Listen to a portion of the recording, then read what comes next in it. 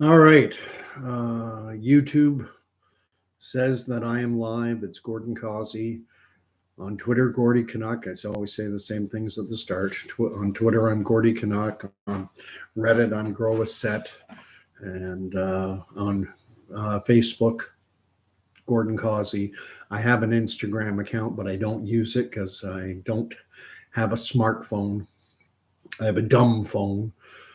Um, I don't have Parlor or Telegram or any of these other platforms. And it's mainly because I found that in order to use them, you pretty much have to have a smartphone. And I have no interest in getting one. I'm using a cracked old S3, S4, 2013, 14, pretty much a 10-year-old phone now. Before I get rolling, just to cover CYA or CMA, cover my backside. Nothing in this video is meant to be construed as medical advice.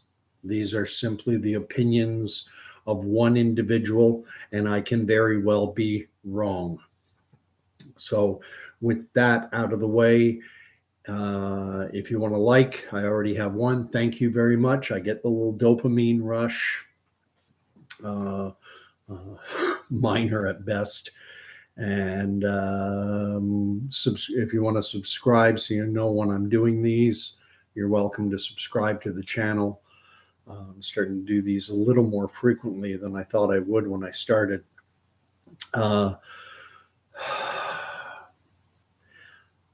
The title of this is What is it going to take for this whole Great Reset agenda? And you can call it Great Reset, you can call it Fourth Reich. That's my term. I'm taking Klaus Schwab's false industrial revolution, and to me, it's the Fourth Reich. It's we're moving into. We are in transition. And those are Klaus Schwab's own words. We are in a transitionary phase. And the world is facing multiple crises. And those of us awake or who have our eyes open, I don't like that term awake or woke because it has a two-edged meaning. I prefer those of us who are paying attention and have our eyes open to what's going on. I notice a constant refrain, and it's almost like, what will it take? When will the masses open their eyes? When will they start paying attention? And this is going to be one of those bad news, good news. As a matter of fact, I would say bad news and best news. But I think some will not like it. Now, if you're watching, as you know, if you've watched before, you know I enjoy engagement. So if you want to type in hi, greetings, tell me where you're from, that kind of thing. Tell me you think I'm right, you think I'm wrong, you think I'm crazy. All is good. When it comes to free speech, I'm about as close to an absolutist as I think you can get. And I know that anyone watching this channel, and I don't get tons of views. I'm not Stu Peters, and I'm not Alex Jones, and I'm not any of these other, just a small, tiny little corner of cyberspace, miserable, pathetic little YouTube channel.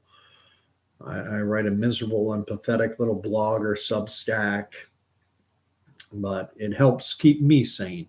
It helps me navigate my way in this world where the ground is constantly shifting under your feet. But I know that anyone tuning into my channel and the people with whom I interact on here, I know that I'm preaching to the choir.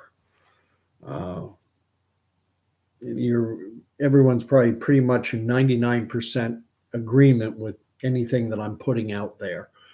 And that makes this YouTube channel, it makes it something of an echo chamber. And I think for a lot of us who are of a similar mindset to my own, we have found ourselves in echo chambers. We've found ourselves discovering our tribe, as it will. That's a term you'll hear. Oh, I found my tribe. And there is some value in that. There is certainly some value in that. Echo chambers do serve a purpose because they can be an oasis in a world that's going absolutely crazy. I mean, we see what's going on in the world, and most of the population has their eyes closed. It's see no evil, hear no evil, speak no evil. And those of us who have our eyes open to it, it can be a little infuriating, a little maddening. So it's good to get around people who have their eyes open as well. And it just basically lets you know that you're not crazy, that there are other people who think the way that you do. And I tend to ramble. My dad used to say of me, if you ask Gordon what time it is, he'll build you a watch. I'm aware of that. I do tend to meander, and I apologize. It's the way I'm built. But with that being said, I do believe that I'm reasonably articulate, that I come across as having, that I'm decently educated, and it can serve as just basically a way of saying, okay, it's comforting. I know that when I go out and I'm seeking out content, I've come across individuals and I go, oh, thank goodness someone who's articulating the same viewpoint as me, because typically what they'll do in the media when they present our point of view, our contrarian point of view, we're swimming upstream, we're going against the herd. And when we're presented in the media, they choose the worst possible examples. A great example I will give was the CBC was doing, that's Canadian Broadcasting Corporation. It's Canada's state broadcaster, government owned and operated, a crown corporation. They were doing a story on vaccine hesitancy, and they centered in on a specific postal code district south of London, Ontario, in and around the town of Aylmer. It's called Malahide Township, and it had pretty much the lowest vaccination rate in the province of Ontario. At the time that they did their news coverage, it was televised, and I watched it on video because I don't have a TV subscription. I don't have satellite or cable. But when they did this, when they centered in on Malahide Township, presenting the pro get jabbed narrative, they had that Malahide Township's medical officer of health for that region, a woman, she was speaking, and then they had a medical doctor speaking. And then when they went for the counter argument, those who were opposed to, at the time, I mean, this was around the time when we were either in mandatory vaccine passport legislation and everything. What they did is they went and they spoke to a gentleman in a park he had like a 2 or 3 year old who was swinging around and talking. And by the sound of his accent, he was Eastern European. And they didn't give him any accreditation. They didn't, he came across as someone who recently immigrated to Canada, probably not with any medical degree or medical background. And they were asking him why he was hesitant. He said, well, I read lots on the internet, and, there is some good, there is some bad, and, I just don't know. So I decided to wait. This is the guy they talked to. The other individual they spoke with is someone I will call a friend of mine, Pastor Henry Hildebrandt of the Church of God Restoration in Aylmer. I don't attend that church. It's over 300 kilometers away from where I live. But I I was very supportive and appreciative of Pastor Hildebrandt's stance in refusing to close his church and attending rallies far and wide and being a vocal and a strong voice. But he's not a medical doctor, and he was the other individual they had presenting the I'll call it the pro hesitancy side. And I mean, in my view, it was a hatchet job. And on top of that, in literary circles, there's something called a straw man. And when you disagree with someone's point of view and you want to tear it down, you build a straw man. It's called a straw man. You make it appear as weak and as feeble as possible so that it's easily torn apart. They didn't have to talk to Pastor Henry Hildebrandt, who is a jack of all trades, master of none. He's a pastor, he's a drywaller, laborer, a real estate agent. But as far as I'm aware, he has no degree in medical science. And some recent immigrant from Eastern Europe,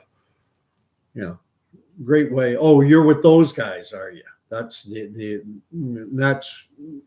they're trying to put everyone into camps. They could have spoken to any number of individuals. There are countless, probably hundreds of Canadian doctors, highly accredited. I'll throw one name out, Dr. Byron Bridle, who's considered one of Canada's leading vaccinologists.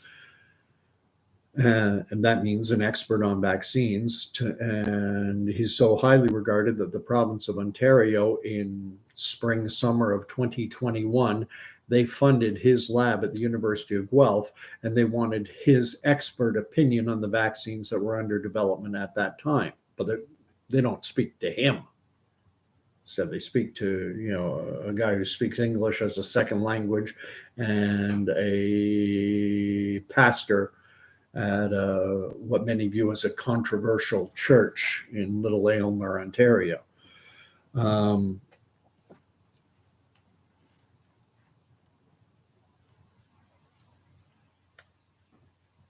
And, they're not going to speak to me. And quite frankly, I'm not the guy they should be speaking to. If I ever got the opportunity, I would love to take it. Because the point I would make right off the bat is, why are you talking to me? Why are you not talking to Dr. Hodgkinson, the pathologist from out in Alberta? Why aren't you talking to Dr. Bridle? Why aren't you talking to countless? Why aren't you talking to Dr. Francis Christian, a teaching surgeon at the University of Saskatchewan?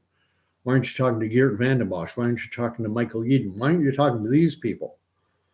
If you want to present a fair and reasonable argument, well, let's get two heavyweights going at it. But at any rate, regardless, I'm not going to send this crashing down from my little miserable and pathetic little corner of cyberspace. I'm not going to send the Great Reset crashing down. And so people keep asking, who will? Who's going to send this crashing down? And so we look to individuals, prominent individuals. I'm going to throw out some names. And I'm going to, one being Robert Malone, Dr. Robert Malone. What research I've done on the man, as I understand it, he was educated at Northwestern, at Harvard, and then he worked at the prestigious Salk Institute, SALK. That was the research facility or organization, the Salk Institute. That is where they were working on the development and the creation of this mRNA platform.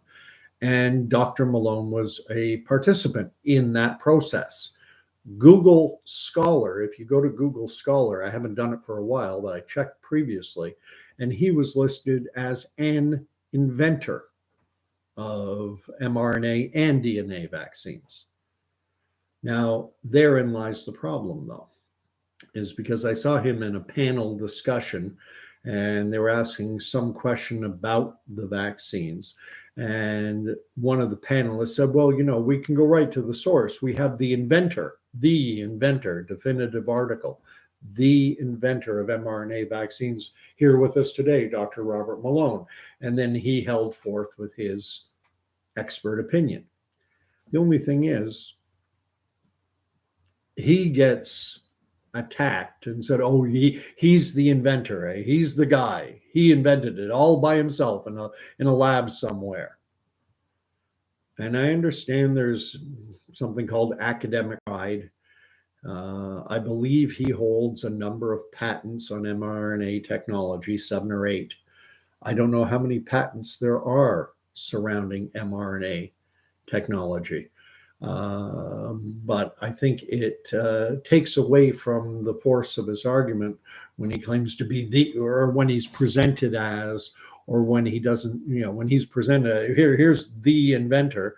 If he would say, you know what, I'm not actually the inventor, I contributed to the invention of mRNA vaccines. I was part of a team. I made some key discoveries, but I'm not the singular sole inventor of mRNA vaccines. But he doesn't do that. And so it takes away from the weight of what he's saying. Another one everyone knows who's watching this will know the name Peter McCullough, Dr. Peter McCullough. I'm not sure if it's McCullough or McCulloch. I think it's McCullough. And he's a cardiologist in the United States. He's often touted as being one of the most cited and perhaps the most cited cardiologist in US history and one of the most cited cardiologists in the world. He gets taken down by the fact that people will say, oh, he's just trying to, blow himself up into, he wants to become a media star. And he has attached himself somewhat. He's been on interviews with Joe Rogan, Peter McCullough has, and he's brought up this Steve Kirsch individual who I don't know, from a hole in the ground. Before COVID, I'd never heard of the guy. And apparently he's something of a tech millionaire who is now, championing the cause of, opening people's eyes to what's really going on, and everyone just ignores him. And I've found that Steve Kirsch has shared verifiably false information on his Twitter feed. I and several others, I mean, I'm not taking credit for him taking his tweet down, but I was one of a number of people who took him to task over the fact that there was a quote, there was a video of the CEO for Pfizer that had been edited. And in the original video, this Bourla, or whatever his name is, the CEO of Pfizer, was being interviewed with the WEF, with Klaus Schwab, and he was saying to their auditorium full of people how it was Pfizer's aim, it's Pfizer's goal, was to reduce by 50% the number of people in the world who could not afford Pfizer's medications. Well, in the edited version, and it was well done, you'd barely notice the edit. They took out that part about reduced by 50% the number of people in the world who are able to afford Pfizer's medications. They took out that bit about being able to afford Pfizer's medications by the year 2023. They kept that in. So when Steve Kirsch shared it, he said, oh, it's so good of them to be open and honest about what is planned, but it was edited footage, an edited video. And it brings up this notion of controlled opposition. I assume this Steve Kirsch, I've seen him in videos, and he comes across as a reasonably intelligent individual. I would even go so far as to say, highly intelligent individual. And you mean to tell me that you couldn't source check the video you're sharing far and wide? And it just discredits him. There was a big one that happened within the last week or two. There's a cardiologist in Britain, Great Britain, England. His name is Dr. Aseem Malhotra. and he was being interviewed by the BBC, the British Broadcasting Corporation, on their nightly news broadcast, and they were reporting on the fact that there have been in the neighborhood of 30,000 excess severe adverse cardiovascular events. So 30,000 more than would normally be expected in the past year or so. And apparently, Dr. Malhotra is regarded as one of Britain's leading experts on a particular drug, and I should have read up a little bit more on this drug. It's a statin, statin. It's a type of drug that's often given to diabetic patients. And I believe, and this is where I should have read up more, and again, that's why I disclaim nothing in these videos is meant as medical advice. But I believe that statins reverse cholesterol transport or something like that. They're basically to improve cardiovascular health. I don't know their mechanism of action or anything like that. I'm not going to go down that road. And he was being asked if perhaps more widely prescribing statins, particularly to younger people, might that help address this sudden surge in cardiovascular events that are happening, especially among younger people. And he said no, he didn't believe that widely prescribing statins would. The bang wouldn't be worth the buck. The squeeze wouldn't be worth the juice. He said, and I'm going off memory. The video, you can find it on YouTube. Just type BBC, Dr. Aseem Malhotra. That's Malhotra, and Aseem is Aseem. He said that the studies he read, if I recall correctly, said there would be less than a 1% or around a 1% benefit. And then he went down the lifestyle. He said, if people would improve their lifestyle, eat better, less processed food, get exercise, manage stress, get enough sleep, those kinds of things, that it would have a bigger impact. But then he kind of went off script. I don't think they were ready for this. And he stated that he is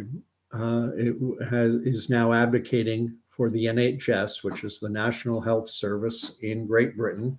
So you have Canada, we have our provincial health agencies. Ontario, where I live, it's OHIP. We have Health Canada. The US, you have, what's it called? Someone tell me. Medicare. So National Health Service, he was advocating that they immediately halt the vaccination program, pending further studies. And the interviewer at that point tried to pin him down and say, are you saying there's a definitive link? Are you saying this is a proven link? And he said, in medical science, it's often very difficult to find definitive 100% proof, especially when you're in the early stages. He said what you operate on is a preponderance of evidence. And he may or may not have said, talked about, exercising, caution.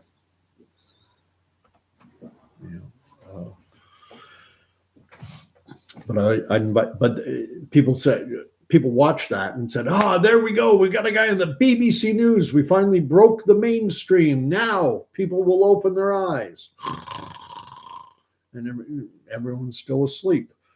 Robert Kennedy Jr., and unfortunately with Robert Kennedy Jr., I don't know what it is with his speech impediment. And I don't know whether that's being fair, referring to it as a speech impediment, but I find his speech to be very affected, which diminishes, and unfortunately the medium is the message. People hear the way he's talking and and on top of that, even prior to COVID, he was strongly associated with the so-called broader anti-vax movement, those who are opposed to any and all vaccinations. And that's a rabbit hole I'm not going to go down. Speaking as an individual, I've had MMR, polio, Hep A, Hep B, tetanus. The only shots I have not had that are widely available, I haven't had a flu shot and I haven't had the COVID shot, but I've had all the others. So that makes me, but in today's world, if you don't get all of them, or, the COVID shot, certainly, well, then you're an anti-vaxxer. And then, those are medical people, and there are countless others. You can read the Great Barrington Declaration. There have got to be 1,000 or more. It's got to be more than 1,000. It's got to be a few thousand individuals who signed on to that Great Barrington Declaration. And there are tons of doctors out there. Dr. Tenpenny, I've already mentioned Dr. Bridle, Dr. Christian here in Canada, Dr. Hodgkinson, doctor. They're everywhere.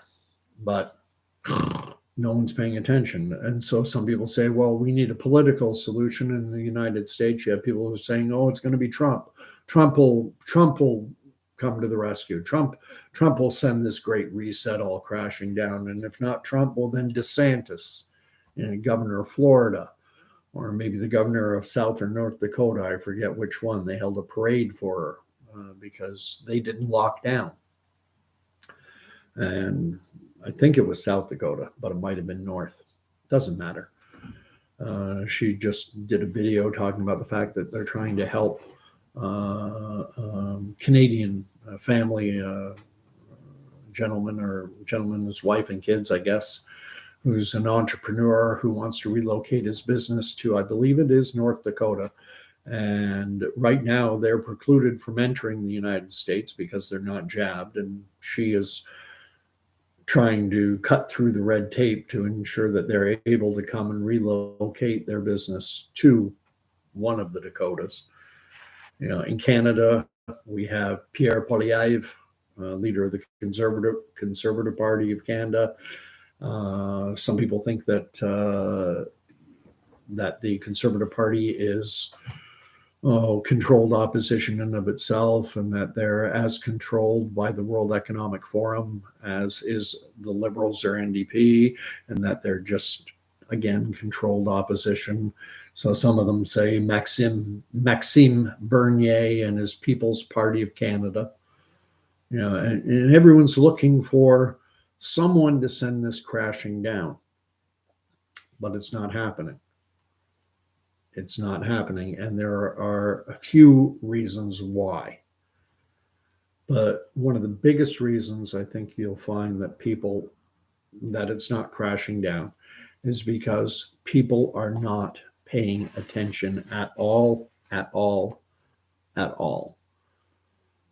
I engage in conversations regularly centered around these topics with individuals that I work with, that I bump into, and they have no idea. You bring up the 15-minute city that's being punted, and this everyone watching my video will know it's a 15, everything within 15 minutes, schools, shops, workplace, doctors, everything you need will be within a 15-minute walk or bike ride. And this will either greatly reduce, if not totally eliminate, the need for vehicular transportation. You won't need a vehicle. You won't need a car. All about reducing carbon footprint and all the rest of it. And people aren't aware of the fact that Oxford, and it's out there in the mainstream. They're planning to put up checkpoints in around Oxford, and everyone will be restricted to their 15-minute little zone, and they'll only be allowed a certain number of trips outside of their zone. It'll have to be state approved. Well, your papers, you're not allowed out of your zone. This idea of us being autonomous individual citizens with constitutional rights, freedoms, liberty, they're planning to do away with it. What are you doing out of your zone? You're only allowed, you've gone over the number of times you're allowed to leave your zone. You imagine the type of world we're living in? But most of the population is not paying attention to this. They do not. And now in the city of Edmonton, Ontario, Canada, you can just go into Google, DuckDuckGo, pick your search engine, and type Edmonton 15-minute city.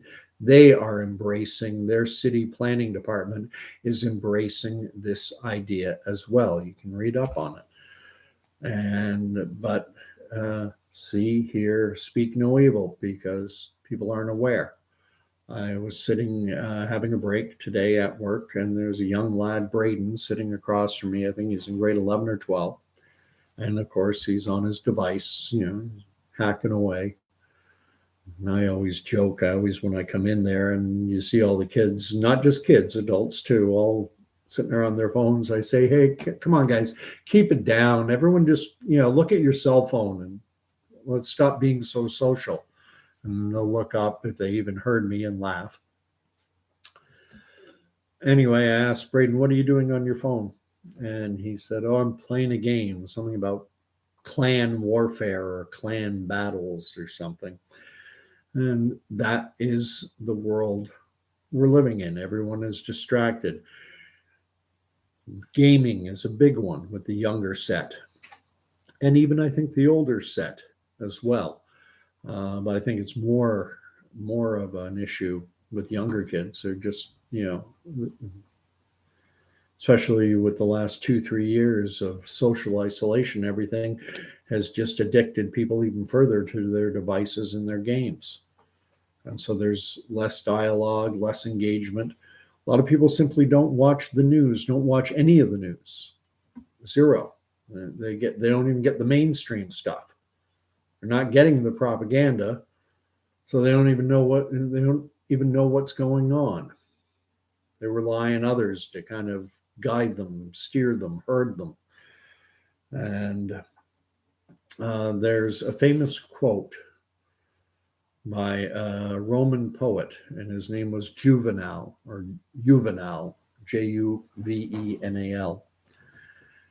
And this quote comes from the time when the Roman Empire was transitioning from a republic, a democratic form of government, a form of government where individuals have certain rights, liberties, freedoms, inalienable.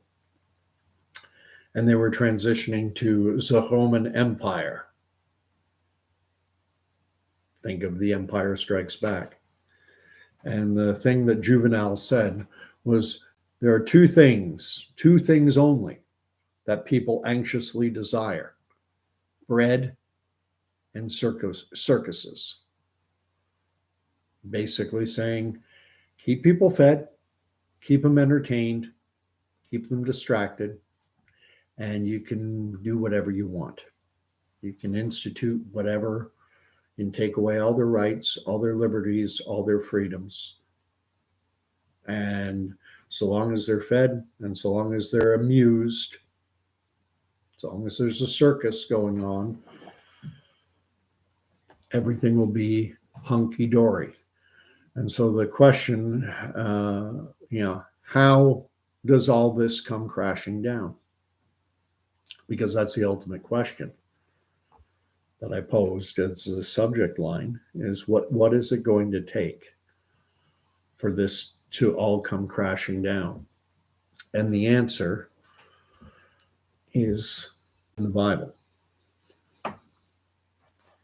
And I wanted to share some passages. And I know that the Bible does not hold sway with a lot of people. And I understand that. But I wanted to share something that the CDC published to their website. And I saw this yesterday. And I'm just going to bring it up because I cut and pasted onto my Facebook wall. If you want to follow me on Facebook, you're welcome to. If you want to friend me up, CAWSEY, first name Gordon. Where is it?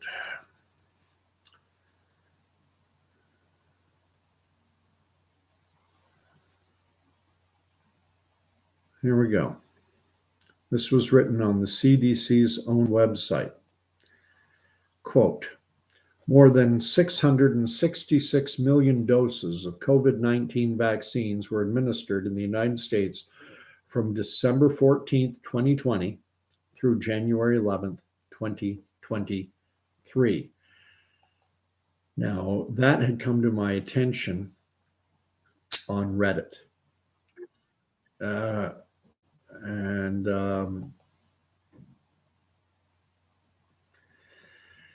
I don't know how long it stayed up, but I found that very curious that they would 666 million doses. I would think, if that's the number, that you would say over 650, over 660, dealing round numbers, or say approaching 670 million or approaching 700 million.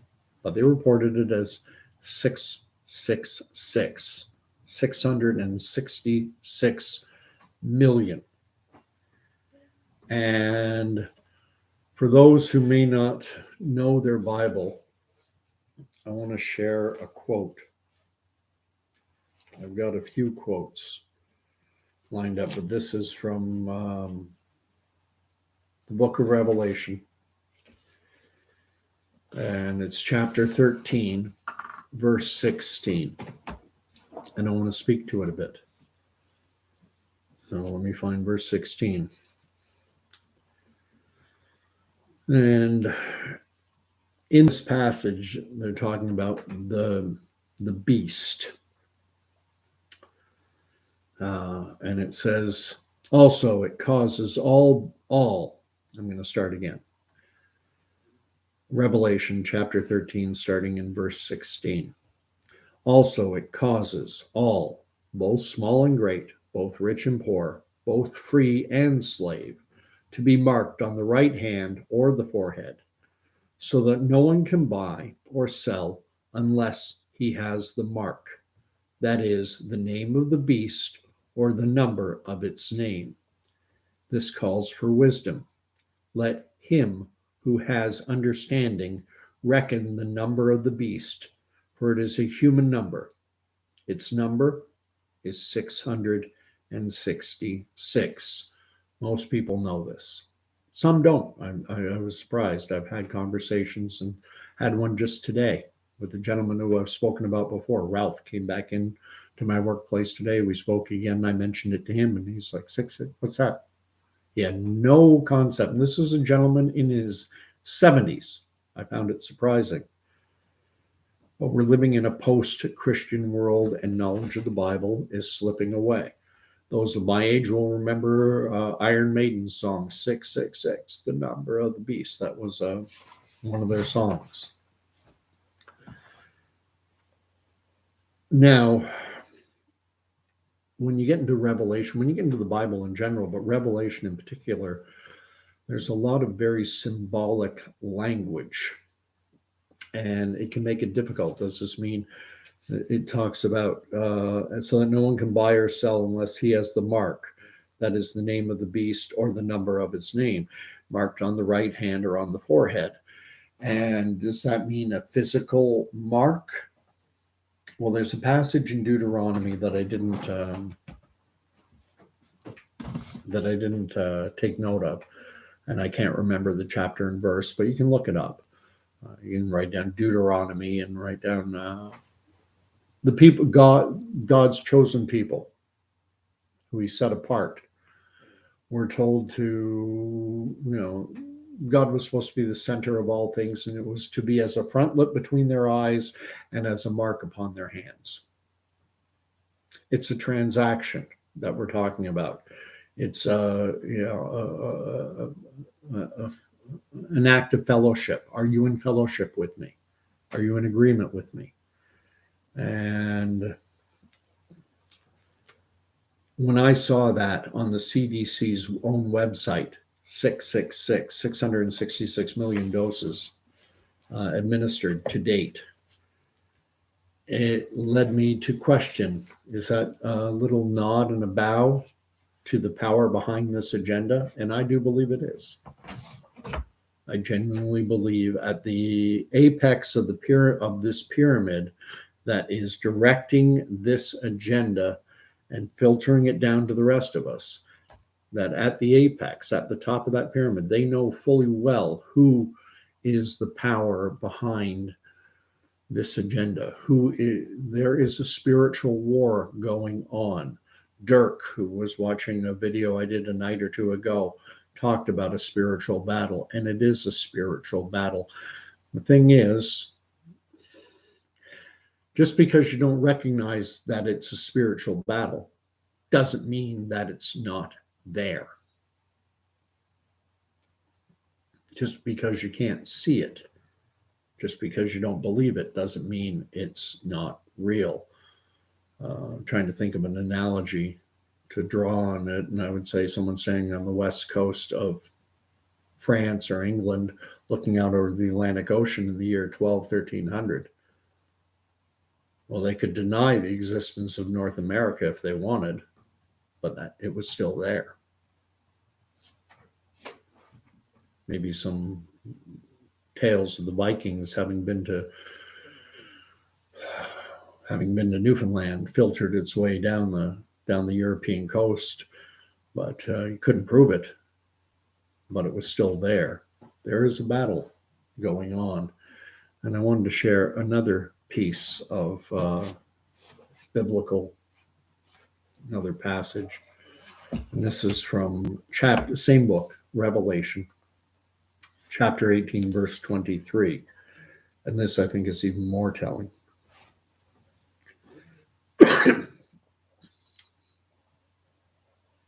It's a bit of a long verse. So, Revelation 18, verse 23, just one verse. And the light of a lamp shall shine in thee no more, and the voice of a bridegroom and bride shall be heard in thee no more. For thy merchants were the great men of the earth, and all the nations were deceived by thy sorcery, is the word. Sorcery. Now, when this was written, was written by John. It's the Revelation of John.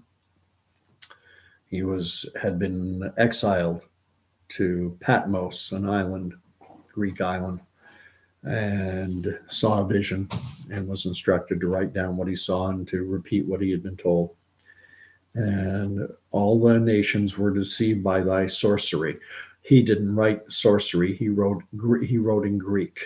And the Greek word he used, and I have it up here. The Greek word he used was pharmakia, and it's spelled Pharmakeia. Tried to bring up that page. There it is. I'll spell that again. Pharmakeia.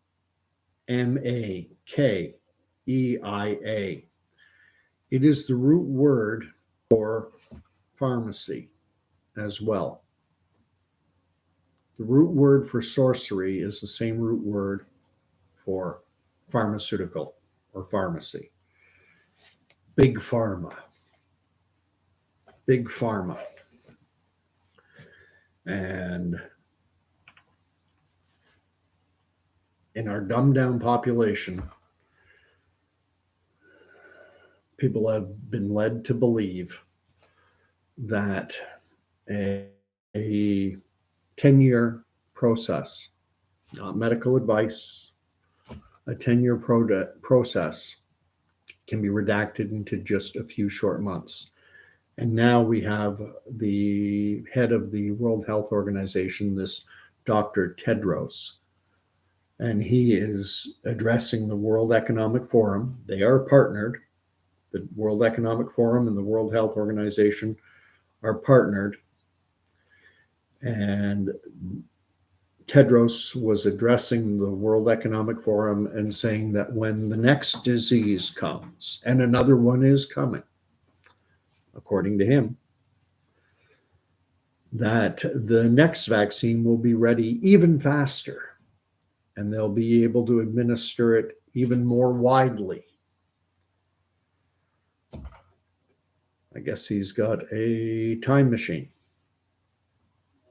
He already knows that a vaccine will come out faster. Pharmaceuticals used to fail all the time. My non-expert view would be that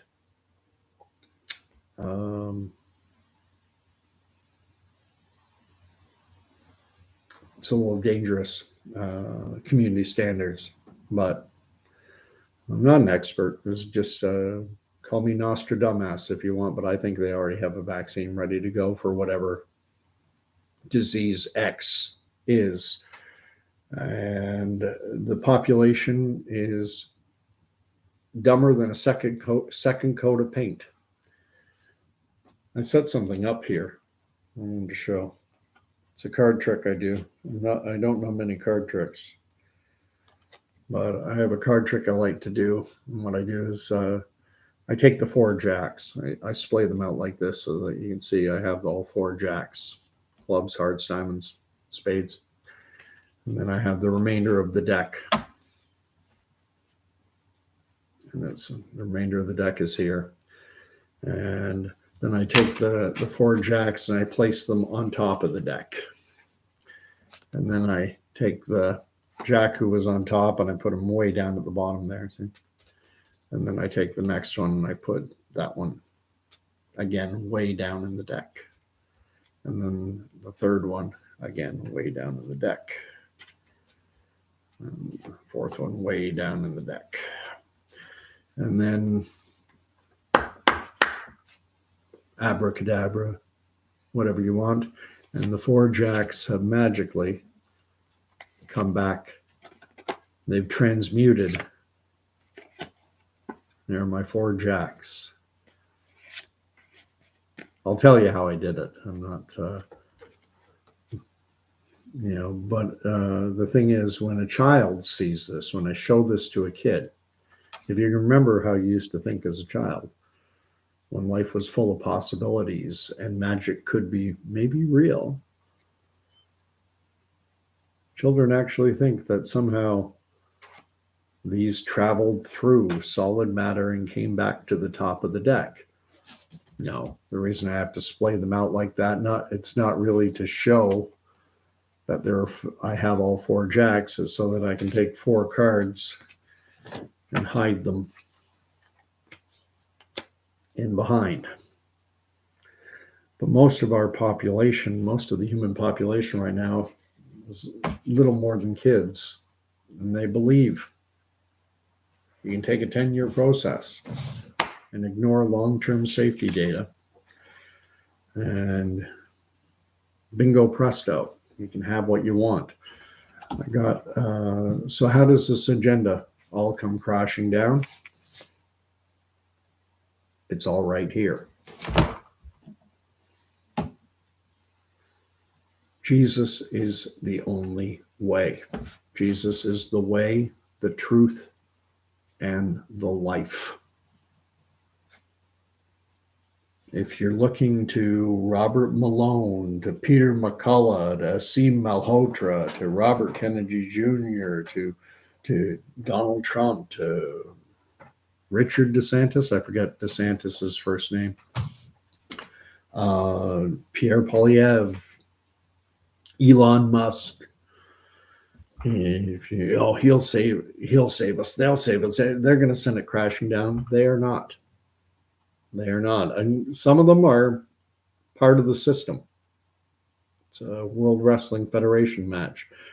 They're playing their role. They've been scripted as the face for those of us with our eyes open, and the heel for those who have body, and those who are watching but only believe what the nightly news tells them. We're in an unfortunate situation where we talk about that pharmakia and that sorcery. Part of it is the mainstream media. They're individuals who, if it's not on the nightly news, it doesn't exist, and it's not to be trusted. It's not to be believed. I shared a recent video from a state commission of some description where a gentleman was up detailing the horrific health events that his son, a former bodybuilder, was suffering post after getting the jabs. He's had, and I'm not saying the jabs caused it because I'm not qualified, but post jab, this young man now can't feed himself, can't is basically incapacitated, and his dad has to has had to put his son on his insurance, which is in the American model of their healthcare, the healthcare system in the States. So he's got the added burden of the cost of insuring his son, and he's having to care for him constantly. But no one's paying attention. It's not on the nightly news. NBC nightly, ABC, CBS nightly news. Fox might cover it, but half the population thinks that Fox is fake news. Half the population thinks CNN is fake news. But unless it's on we're programmed what to think.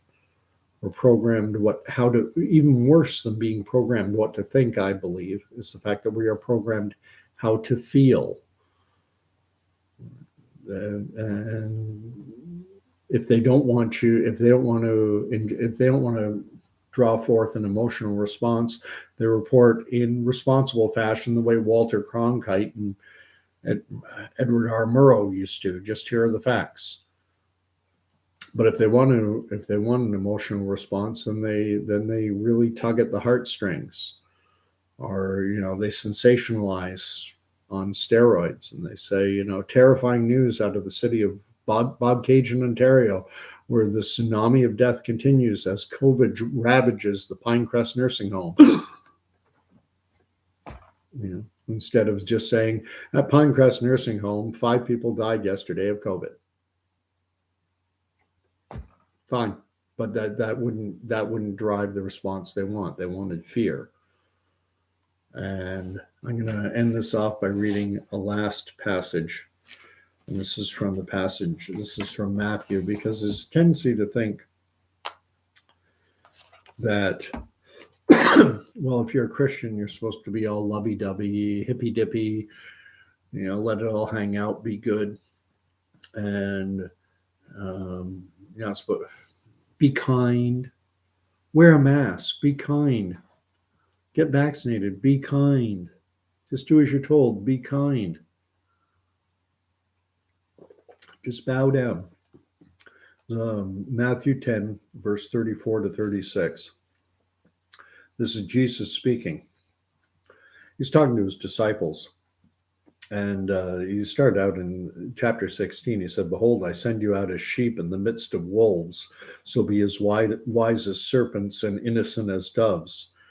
Beware of men, for they will deliver you up to councils and flog you in their synagogues, and you will be dragged before governors and kings for my sake, to bear testimony before them and the Gentiles.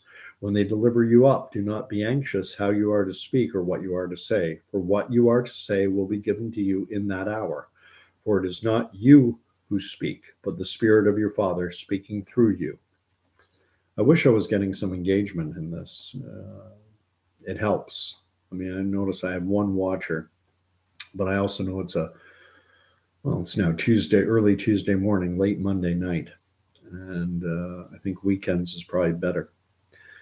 But that was chapter 10, verse 16. When I go to chapter 10, verse 34 to 36, this is where I will end it off. Again, Jesus speaking, "Do not think that I have come to bring peace on earth, but a sword. For I have come to set a man against his father, and a daughter against her mother, and a daughter-in-law against her mother-in-law, and a man's foes will be those of his own household." And the point is being made, I believe, that there are those who will hold on to the lies, and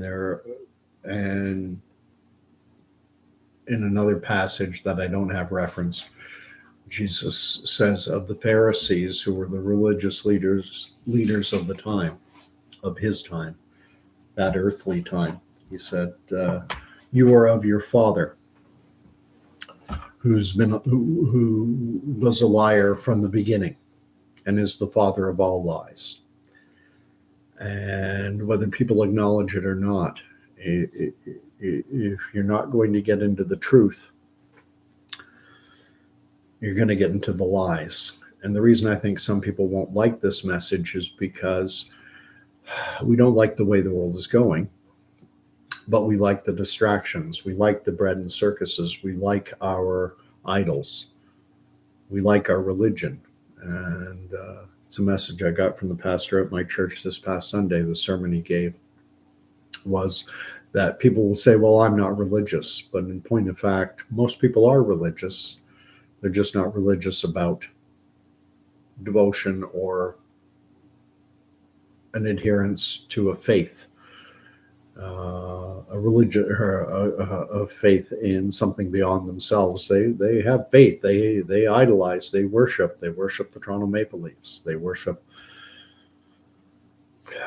TV shows. They worship Netflix or Amazon or consumerism or celebrities. And this is part of a system that's being torn down.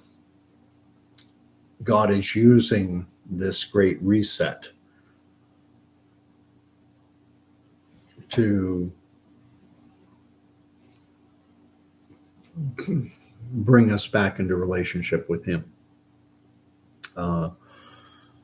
If you know the Old Testament, and even if you don't, you probably may have heard of the story of Moses and the Ten Commandments. And the Hebrew people, Jewish people, had been enslaved for hundreds of years under the Egyptians, and Moses was sent. And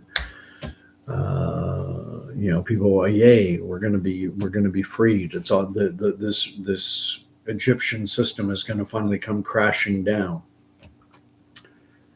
Well, it took 10 plagues. It took 10 plagues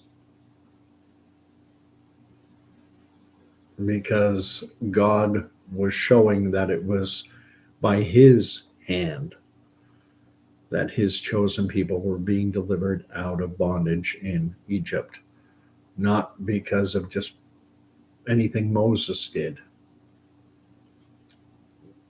Moses was a messenger. Everything is to God's glory. It's not to the glory of Robert Malone, Peter McCulloch, Asim Malhotra, Robert Kennedy, Donald Trump, Pierre Poilievre. This is going to be God's victory, and He will send it crashing down. But if you want to be part of that victory, you'll need to be in relationship with Him, and the only way to be in relationship with God is through His Son, Jesus Christ. And I've gotten no engagement. I see I've got one person watching, but no one's talking. So I'm going to end it there, just shy of an hour. Sorry it went so long. But check out those references I made with respect to sorcery and the word pharmakia, the Greek root. Get into your Bible, and if you can find a faithful church that preaches sound biblical doctrine that bases its teachings on the actual Bible and doesn't try to rationalize it to this crazy world, but instead tries to point you away from this crazy world to the author of all truth and away from the author of all lies. So God bless, and I'll probably do another one not until the weekend, Saturday or Sunday. God bless.